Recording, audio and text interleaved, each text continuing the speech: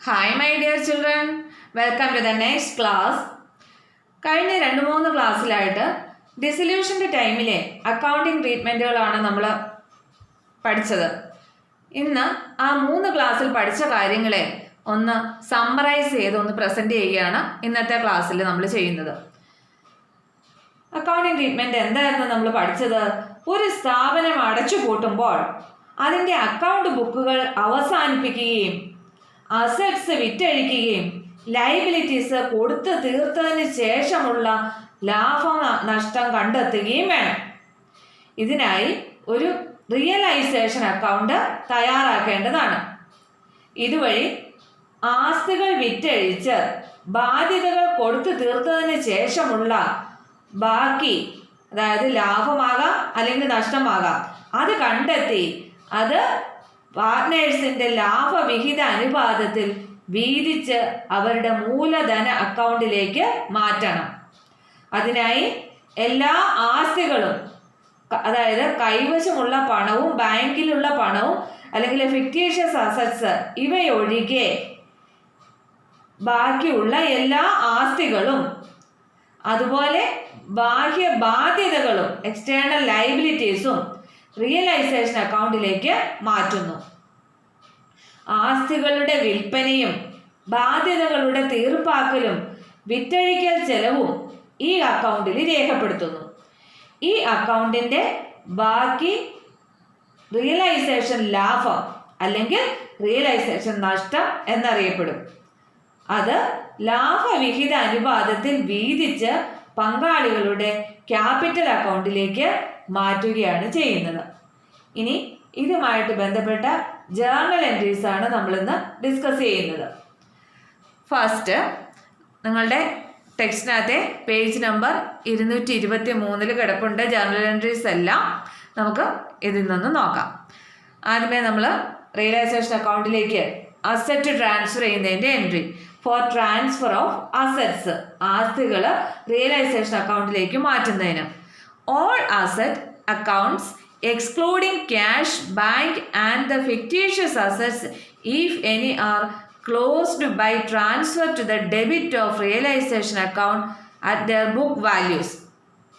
അതായത് നമ്മുടെ കയ്യിലുള്ള പണം, ക്യാഷ് ഇൻ ഹാൻഡ് അല്ലെങ്കിൽ ക്യാഷ് അറ്റ് ബാങ്ക് അല്ലെങ്കിൽ ഫിക്റ്റീഷ്യസ് അസറ്റ്സ് എന്ന് വെച്ചാൽ എന്താ, സാങ്കല്പിക ആസ്തികൾ എന്നിവ ഒഴികെയുള്ള എല്ലാ അസറ്റ്സും അവയുടെ ബുക്ക് വാല്യൂവിൽ റിയലൈസേഷൻ അക്കൗണ്ടിൻ്റെ ഡെബിറ്റ് വശത്തേക്ക് മാറ്റി account തീർപ്പാക്കണം. It may be noted that sundry debtors are transferred at gross value and the provision for doubtful debt is transferred to the credit side of realization account along with liabilities. ഇവിടെ ഓർത്തിരിക്കേണ്ട ഒരു കാര്യം, sundry debtors realisation അക്കൗണ്ടിലേക്ക് മാറ്റുമ്പോൾ അതിൻ്റെ മൊത്തം തുകയാണ് കാണിക്കേണ്ടത്. അവിടെ doubtful debts, provision for doubtful debt ഒക്കെ കാണും. അത് എന്താ ചെയ്യേണ്ടത്? ബാധ്യതകളോടൊപ്പമാണ് റിയലൈസേഷൻ അക്കൗണ്ടിൻ്റെ ക്രെഡിറ്റ് വശത്തേക്കാണ് മാറ്റേണ്ടത്. ഈ പ്രൊവിഷൻ ഫോർ ഡൗട്ട്ഫുൾ ഡെറ്റ് എന്ന് പറയുന്നത് എന്താണ്? ഒരു ലയബിലിറ്റിയാണ്. അപ്പോൾ അത് ലയബിലിറ്റി മാറ്റുന്ന കൂടെ റിയലൈസേഷൻ അക്കൗണ്ടിൻ്റെ എങ്ങോട്ടേക്ക് മാറ്റണം? ക്രെഡിറ്റ് സൈഡിലേക്ക് മാറ്റണം. Account along with credit side of realisation account along with liabilities. The same thing will apply to fixed assets if provision for depreciation account is maintained. ആ സെയിം കാര്യം തന്നെയാണ്. ഫിക്സഡ് അസറ്റ് ഉണ്ട് എങ്കിൽ fixed അസറ്റിൻ്റെ provision വെച്ചിട്ടുണ്ട് അല്ലെങ്കിൽ depreciation, provision for depreciation പറഞ്ഞിട്ടുണ്ട് എങ്കിലും ഇതേ രീതിയിലാണ് നമ്മൾ കൈകാര്യം ചെയ്യേണ്ടത്. ഇപ്പോൾ ഇങ്ങനെ അസറ്റ് ട്രാൻസ്ഫർ ചെയ്യുന്ന എൻട്രി എന്താണെന്ന് നോക്കിക്കേ. നമുക്കറിയാം അസറ്റ്സിനൊക്കെ ഏത് ബാലൻസ് ആണ്? ഡെബിറ്റ് ബാലൻസ് ആണ്. അപ്പോൾ അത് ക്ലോസ് ചെയ്ത് ട്രാൻസ്ഫർ ചെയ്യുമ്പോൾ ഈ കൺസേൺഡ് അസറ്റിനെല്ലാം ഏത് ബാലൻസ് കൊടുത്താൽ മതി?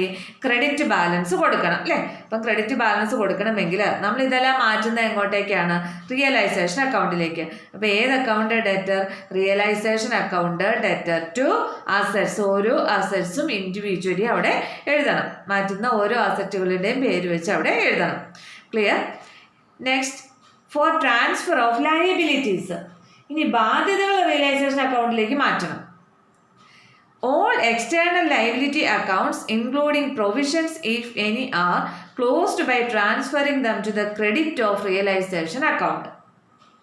അതായത് പ്രൊവിഷൻ ഉൾപ്പെടെയുള്ള എല്ലാ എക്സ്റ്റേണൽ ലയബിലിറ്റീസും റിയലൈസേഷൻ അക്കൗണ്ടിൻ്റെ ക്രെഡിറ്റ് വശത്തേക്ക് മാറ്റി അക്കൗണ്ട് അവസാനിപ്പിക്കണം.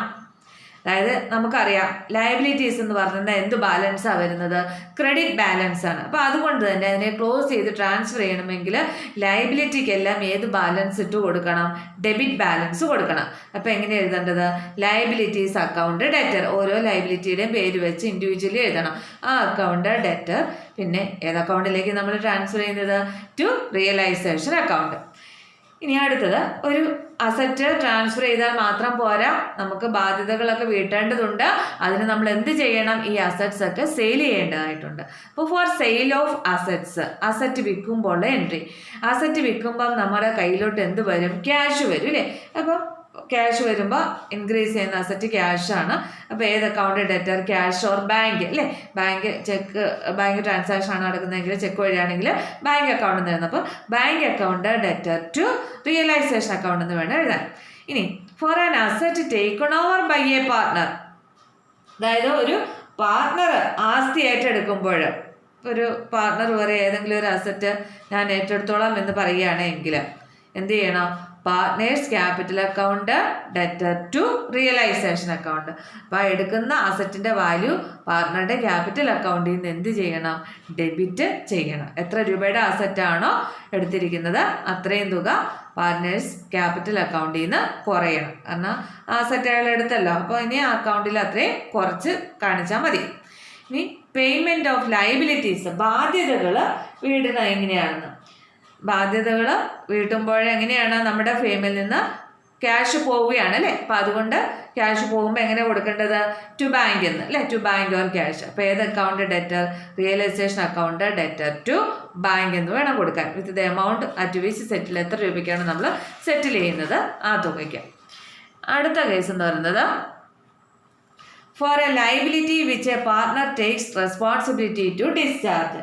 അതായത് ബാധ്യത കൊടുത്തു തീർക്കാനുള്ള ഉത്തരവാദിത്തം ഒരു പാർട്ട്ണർ ഏറ്റെടുക്കുമ്പോൾ, ബാധ്യത കൊടുത്തു തീർക്കാനുള്ള ഉത്തരവാദിത്തം ഒരു പാർട്ട്ണർ ഏറ്റെടുക്കുമ്പോൾ എങ്ങനെയാണ്? Realisation account debtor to partners capital account. ഇനി അടുത്തത് for settlement with the creditor through transfer of assets when a creditor accepts an asset in full and final settlement of his account, journal entry need not be recorded. അവിടെ need not, അവിടെ journal entry എഴുതേണ്ട ആവശ്യമില്ല എന്നാണ് കേട്ടോ. അവിടെ needs to be എന്നാണ്, need not be recorded എന്നാക്കണം. അതായത് ഒരു ക്രെഡിറ്ററുടെ അക്കൗണ്ട് പൂർണ്ണമായി തീർപ്പാക്കുന്നതിനായി അയാൾ സ്ഥാപനത്തിൻ്റെ ഒരു ആസ്തി ഏറ്റെടുക്കുമ്പോൾ ജേർണൽ എൻട്രി എഴുതേണ്ട ആവശ്യമില്ല. അപ്പോൾ അവിടെ അക്കൗണ്ട് സെറ്റിൽ ചെയ്ത് തീർക്കുവാണ്. ക്രെഡിറ്റർക്ക് കൊടുക്കാനുള്ള സെറ്റിൽമെൻറ്റ് വിത്ത് ക്രെഡിറ്റർ ത്രൂ ട്രാൻസ്ഫർ, ക്രെഡിറ്റർക്ക് കൊടുക്കാനുള്ള എമൗണ്ടിന് പകരം നമ്മളൊരു അസറ്റ് ട്രാൻസ്ഫർ ചെയ്യുകയാണ്. അതായത് കൊടുക്കാനുള്ള എമൗണ്ടും അസറ്റിൻ്റെ വിലയും ഒന്ന് തന്നെയാണ് എങ്കിൽ അവിടെ അയാളുടെ അക്കൗണ്ട് സെറ്റിൽ ആവുകയാണല്ലോ. അങ്ങനെ ഒരു സാഹചര്യത്തിൽ എന്ത് എഴുതണ്ട? എൻട്രി ഒന്നും രേഖപ്പെടുത്തേണ്ട. But if the creditor accepts an asset only as part payment of his or her dues, the entry will be made for cash payment only. എന്നാൽ ക്രെഡിറ്റർ അയാൾക്ക് കിട്ടാനുള്ള തുകയുടെ ഒരു ഭാഗത്തിന് മാത്രമായി ആസ്തി സ്വീകരിക്കുകയാണ് എങ്കിൽ, അതായത് മുഴുവൻ തുകയ്ക്കുള്ള ആസ്തി കിട്ടിയിട്ടില്ല, ബാക്കി എന്ത് ചെയ്യണം? പണമായിട്ട് വേണം കിട്ടാൻ. അപ്പോൾ പണമായി കൊടുക്കുന്ന തുകയ്ക്ക് മാത്രം അവിടെ എന്ത് ചെയ്യണം? ജേർണൽ എൻട്രി എഴുതണം. അതായത് എത്ര രൂപ ക്യാഷ് കൊടുത്തു. അപ്പോൾ അസറ്റ് കൊടുത്തിട്ട് മുഴുവൻ വീടിയില്ല, പകുതിയേ വീടുള്ളൂ, ബാക്കി ക്യാഷാണ് കൊടുക്കുന്നതെങ്കിൽ ഏതിൻ്റെ മാത്രം എൻട്രി കൊടുക്കുക? ക്യാഷ് കൊടുത്തതിൻ്റെ മാത്രം എൻട്രി കൊടുക്കുക. ഇവിടെ ഒരു എക്സാമ്പിൾ തന്നിട്ടുണ്ട്. For example, a creditor to whom ₹10,000 was due accepts office equipment worth ₹8,000 and is paid ₹2,000 in cash. The following entry shall be made for the payment of ₹2,000 only. അപ്പോൾ ഇവിടെ എന്നാ പറഞ്ഞിരിക്കുന്നത്? 10,000 രൂപ കിട്ടാനുള്ള ഒരു ക്രെഡിറ്റർ, നമ്മൾ 10,000 രൂപ ക്രെഡിറ്റർക്ക് കൊടുക്കാനുണ്ടായിരുന്നു. അപ്പോൾ അയാൾ 8,000 രൂപ വിലയുള്ള ഓഫീസ് ഉപകരണങ്ങളും, 8,000 ആയുള്ളൂ ഓഫീസ് ഉപകരണത്തിൻ്റെ വില, 8,000 ആയുള്ളൂ. അതുകൂടാതെ 2,000 രൂപ ക്യാഷ് ആയിട്ടുമാണ് സ്വീകരിച്ചത്.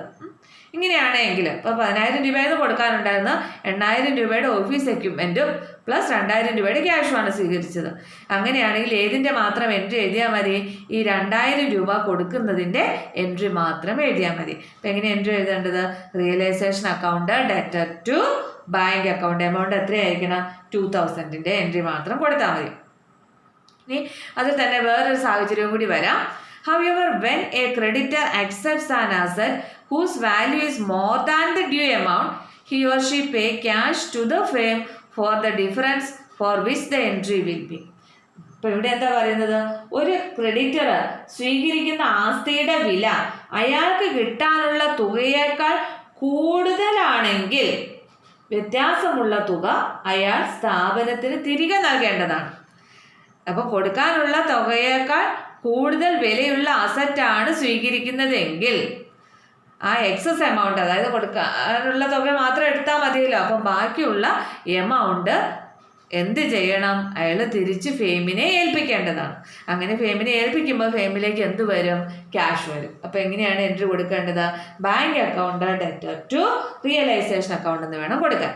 ഇത്രയുമാണ് ക്രെഡിറ്ററുമായിട്ടുള്ള സെറ്റിൽമെൻറ്റുമായിട്ട് റിലേറ്റഡ് ആയിട്ടുള്ള എൻട്രീസ്. അടുത്തത് എന്താണെന്ന് വെച്ചാൽ for payment of realisation expenses, റിയലൈസേഷൻ്റെ ചിലവുകൾ നൽകുന്നത് സംബന്ധിച്ചിട്ടുള്ള ജേർണൽ എൻട്രീസ് ആണ്. ഈ റിയലൈസേഷൻ നടത്തുമ്പോൾ പല ചിലവുകളും വരാം. ഞാൻ നേരത്തെ വീഡിയോയിൽ പറഞ്ഞിട്ടുണ്ട് അല്ലേ. ഇപ്പം ബിൽഡിംഗ് ഒക്കെ മാറ്റി അതൊക്കെ വിൽക്കണമെങ്കിൽ കുറേ പേപ്പർ വർക്കും അതുപോലെ മറ്റു ചില ചിലവുകളൊക്കെ വരാം.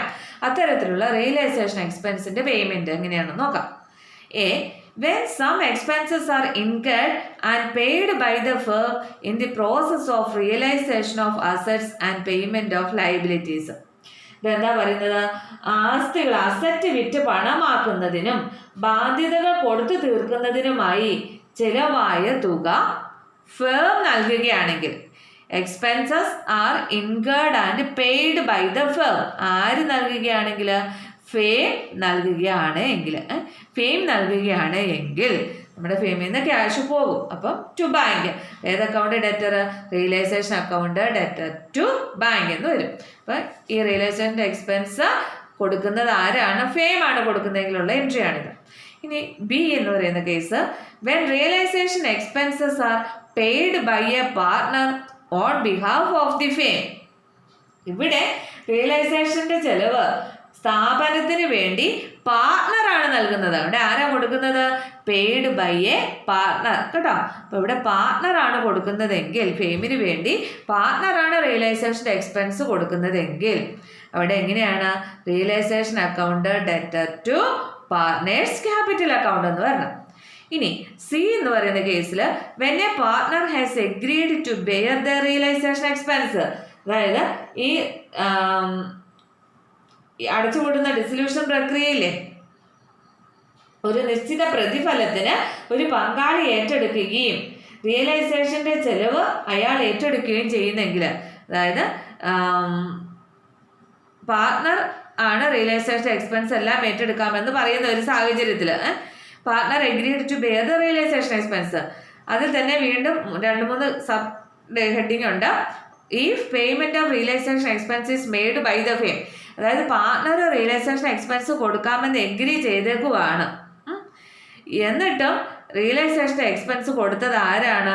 ഫേം ആണ് കൊടുത്തിരിക്കുന്നത്. അപ്പോൾ ഇയാൾ കൊടുക്കുമെന്ന് കരുതി ഇയാൾക്ക് അതിനുള്ള റെമ്യൂണറേഷനും എല്ലാം കൊടുത്തിരുന്നതാണ്, പക്ഷേ അയാൾ കൊടുത്തില്ല.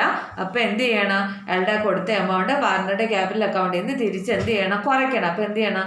Partners capital account debtor to bank എന്ന് കൊടുക്കണം. അതായത് പാർട്ട്ണർ എഗ്രി ചെയ്തിരുന്നു റിയലൈസേഷൻ്റെ എക്സ്പെൻസ് എല്ലാം ബെയർ ചെയ്തോളാം എന്ന് പറഞ്ഞ് അതിനുള്ള പ്രതിഫലവും കൊടുത്ത് അയാളെ ഏൽപ്പിച്ചതാണ്, പക്ഷേ പേയ്മെൻറ്റ് നടത്തിയത് ആരാണ്? ഫേമാണ്. അങ്ങനെ ഒരു സാഹചര്യത്തിൽ ആ ഫേം കൊടുത്ത അത്രയും തുക അയാളുടെ ക്യാപിറ്റൽ അക്കൗണ്ടിൽ നിന്ന് എന്ത് ചെയ്യണം?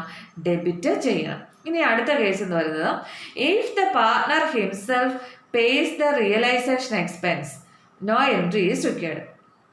ഇവിടെ പാർട്ട്ണർ തന്നെ റിയലൈസേഷൻ ഇങ്ങനെ ഈ റിയലൈസേഷൻ്റെ എല്ലാം ഏൽപ്പിച്ചു കൊടുത്തു, അത് കൃത്യമായിട്ട് അതിനുള്ള റെമ്യൂണറേഷൻ അയാൾക്ക് കൊടുത്തു, അത് കൃത്യമായിട്ട് പാർട്ട്ണർ തന്നെ കൊടുത്തു എങ്കിൽ partner himself pays realisation expense എന്ത് ചെയ്യേണ്ട? ഒരു എൻട്രിയും നമ്മളവിടെ രേഖപ്പെടുത്തേണ്ട.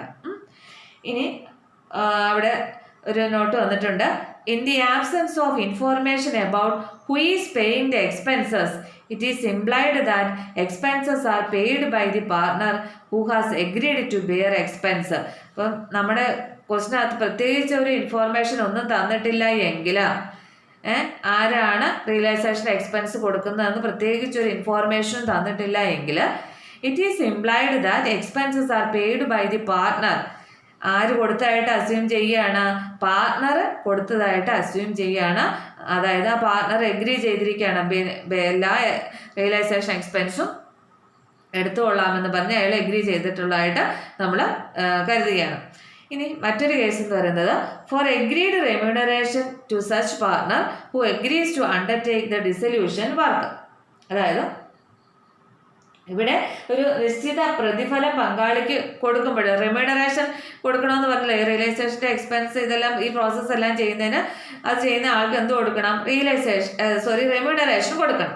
അപ്പോൾ എങ്ങനെയാണ് അത് ചെയ്യുന്ന ആളുടെ അക്കൗണ്ടിലേക്ക് ക്രെഡിറ്റ് ആവേണ്ടത്? അപ്പോൾ എങ്ങനെ എൻട്രി വരണം?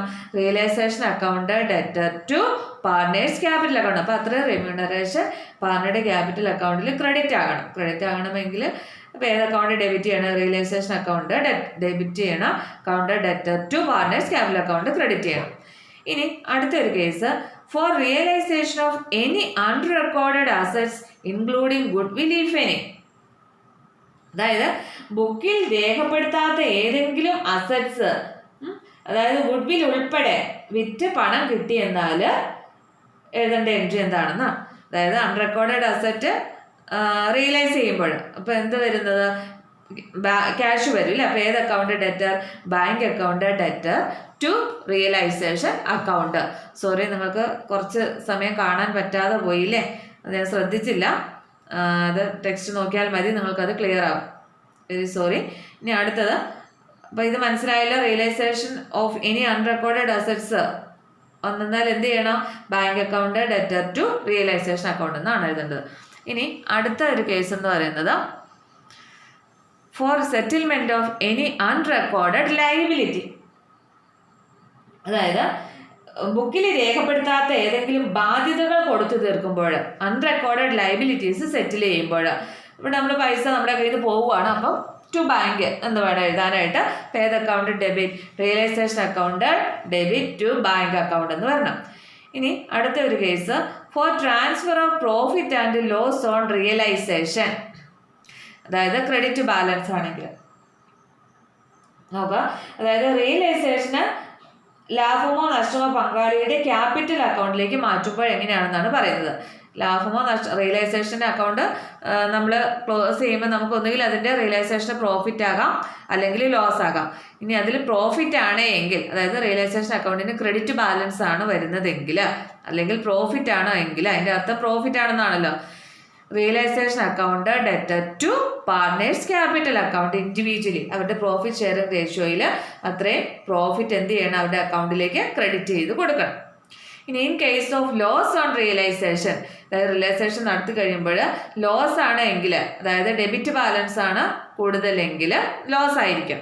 അങ്ങനെയാണെങ്കിൽ അത്രയും തുക അവരുടെ അക്കൗണ്ടിൽ നിന്ന് എന്ത് ചെയ്യണം? ഡെബിറ്റ് ചെയ്യണം. Partners capital account debtor to realisation account എന്ന് വേണം എൻട്രി വരാനായിട്ട്. അടുത്തത് for settlement of loan by a firm to the partner. അതായത് settlement of loan by a firm to a partner. ഒരു ലോൺ കൊടുത്തിട്ടുണ്ടെങ്കിൽ പാർട്ട്ണർക്ക് ഒരു ലോൺ കൊടുത്തിരിക്കുന്നത് അത് സെറ്റിൽ ചെയ്യുന്ന എങ്ങനെയാണെന്ന്. Bank account debtor to loan to partners account. അപ്പോൾ എങ്ങനെയാണ്? നമുക്കിവിടെ അയാൾ പൈസ തരുമ്പോൾ നമ്മുടെ ഫാമിലിയിലേക്ക് എന്ത് വരും? സെറ്റിൽ ചെയ്യല്ലേ. പാർട്ട്ണർക്ക് കൊടുത്ത ലോൺ അയാൾ സെറ്റിൽ ചെയ്യുകയാണ്. Loan by a firm to a partner. അപ്പം നമ്മൾ ഫേം പാർട്ട്ണർക്ക് കൊടുത്ത ഒരു ലോൺ അയാൾ സെറ്റിൽ ചെയ്യുമ്പോൾ നമുക്ക് പൈസ വരും. അപ്പോൾ ഏത് account? Debtor bank account debtor to loan to partners account. അടുത്തത് for transfer of accumulated profits in the form of general reserve to partners capital account in the profit sharing ratio. ഇവിടെ general reserve എന്ന് വെച്ചാൽ എന്താ? പൊതുവായിട്ടുള്ള കരുതൽ ധനമോ അല്ലെങ്കിൽ reserve fund അല്ലേ, അതൊക്കെ എങ്ങനെയാണെന്ന് നോക്കാം. അതായത് റിസർവ് ഫണ്ട്, ജനറൽ റിസർവ്, ഇങ്ങനെയൊക്കെയുള്ള ലാഭം പങ്കാളിയുടെ ക്യാപിറ്റൽ അക്കൗണ്ടിലേക്ക് മാറ്റുമ്പോൾ ഉള്ള എൻട്രിയാണ്. അപ്പോൾ ഇതെന്ന് പറയുന്നത് ഈ തരത്തിലുള്ള accumulated profit, general reserve, reserve fund, ഇതൊക്കെ അവരുടെ പാർട്ട്നേഴ്സിന് കൊടുക്കാനുള്ളതാണ്. അത് അവരുടെ അക്കൗണ്ടിലേക്ക് ക്രെഡിറ്റ് ചെയ്ത് കൊടുക്കുകയാണ് ചെയ്യേണ്ടത്. അപ്പോൾ അതെ, general reserve account debtor to partners capital account എന്ന് വേണം എഴുതാനായിട്ട്. അതുപോലെ for transfer of fictitious assets if any to partners capital account in their profit sharing ratio. ഇനി ഫിക്റ്റീഷ്യസ് അസറ്റ്സ് ട്രാൻസ്ഫർ ചെയ്യുന്നെങ്കിൽ, അതായത് സാങ്കല്പിക ആസ്തികൾ എന്തെങ്കിലും ഉണ്ടെങ്കിൽ അവ ലാഭവിഹിത അനുപാതത്തിൽ പങ്കാളികളുടെ ക്യാപിറ്റൽ അക്കൗണ്ടിലേക്കാണ് മാറ്റേണ്ടത്. അപ്പോൾ എൻട്രി എങ്ങനെയാണ്? Partners capital account debtor to fictitious asset. അപ്പോൾ അത്രയും തുക അവരുടെ അക്കൗണ്ടിൽ നിന്ന് എന്ത് ചെയ്യണം? ഡെബിറ്റ് ആവണം. ഇനി അടുത്തത് for payment of loans due to partners. അതായത് പാർട്ട്നേഴ്സിന് കൊടുക്കാനുള്ള വായ്പ കൊടുക്കുമ്പോൾ, payment of loans due to partners നമുക്ക് ലോൺ തന്നിട്ടുണ്ടായിരുന്നു, അത് നമ്മൾ കൊടുക്കുമ്പോൾ നമ്മുടെ കയ്യിൽ നിന്ന് എന്ത് പോകും? ക്യാഷ് പോകും. അപ്പോൾ partners loan account debtor to bank എന്ന് പറയണം. ഇനി അടുത്തത് for settlement of partners account. പാർട്ട്നേഴ്സിന്റെ അക്കൗണ്ട് എങ്ങനെയാണ് സെറ്റിൽ ചെയ്യുന്നതെന്നാണ് പറയുന്നത്. അതായത് if the partner's capital account shows a debit balance after posting of rebond entries firms, he brings in the necessary cash for which the entry will be. അതായത് ഒരു പാർട്ട്ണറുടെ capital account debit balance ആണ് എങ്കിൽ, capital അക്കൗണ്ടിൽ എന്താണ്? Capital account shows A debit balance ആണ് കാണിക്കുന്നതെങ്കിൽ അയാൾ സ്ഥാപനത്തിലേക്ക് പണം കൊണ്ടുവരണം. മനസ്സിലായോ? അപ്പം അയാൾ എന്ത് ചെയ്യണം? He brings necessary cash four which the entry will be made. എത്ര രൂപയുടെ ആണോ അവിടെ കുറവ് വരുന്നത് അത്രയും തുക അയാൾ എന്ത് ചെയ്യണം? ഫേമിലേക്ക് കൊണ്ടുവരണം. അപ്പോൾ ഫേമിലേക്ക് എന്ത് വരും? ക്യാഷ് വരും. അപ്പോൾ എങ്ങനെ എൻട്രി വരേണ്ടത്? Bank account debtor to partners capital account എന്ന് വരും. ഇനി നേരെ തിരിച്ച് the balance is paid to the partner whose capital account shows a credit balance and the following entry is recorded. അതായത് പാർട്ട്നേഴ്സിന്റെ ക്യാപിറ്റൽ അക്കൗണ്ടിൽ ക്രെഡിറ്റ് ബാലൻസ് ആണ് എങ്കിൽ, അതായത് ക്രെഡിറ്റ് ബാലൻസ് ആണ് ക്യാപിറ്റൽ അക്കൗണ്ട് ഷോ ചെയ്യുന്നതെങ്കിൽ എന്ത് ചെയ്യണം? അവിടെ ക്രെഡിറ്റ് ബാലൻസ് ആണെങ്കിൽ അയാൾക്ക് സ്ഥാപനത്തിൽ നിന്ന് പണം നൽകണം. അപ്പം അയാൾക്കാണ്, ആ പാർട്ട്ണർക്കാണ് പണം കൊടുക്കേണ്ടത്. അപ്പം നമ്മുടെ കയ്യിൽ നിന്ന് എന്ത് ചെയ്യും? പണം, ക്യാഷ് പോകും. അപ്പോൾ ഉള്ള എൻട്രി എങ്ങനെയാണ്? Partners capital account debtor to bank എന്ന് വേണം വരാനായിട്ട്. അപ്പം ഇവിടെ പാർട്ട്ണർ കൊണ്ടുവരണം, ഇവിടെ പാർട്ട്ണർക്ക് എന്ത് ചെയ്യുക? അത്രയും എമൗണ്ട് വിഡ്രോ ചെയ്യുക. അപ്പം നമ്മുടെ ഫേമിൽ നിന്ന് എന്ത് ചെയ്യുക ചെയ്യുന്നത്? ക്യാഷ് പോവുകയാണ് ചെയ്യുന്നത്. ഇനി it may be noted that the aggregate amount finally payable to the partners must equal to the amount available in bank and cash accounts. Thus, all accounts of a firm are closed in case of a dissolution. ഇനി ഇവിടെ ശ്രദ്ധിക്കേണ്ട ഒരു പ്രധാന കാര്യം എന്ന് പറഞ്ഞാൽ, അവസാനം പാർട്ട്നേഴ്സിന് കൊടുക്കാനുള്ള തുകയും കൈവശമുള്ള പണവും, നമ്മുടെ കയ്യിലുള്ള അല്ലെങ്കിൽ ബാങ്കിലുള്ള പണവും ചേർത്തുള്ള തുകയും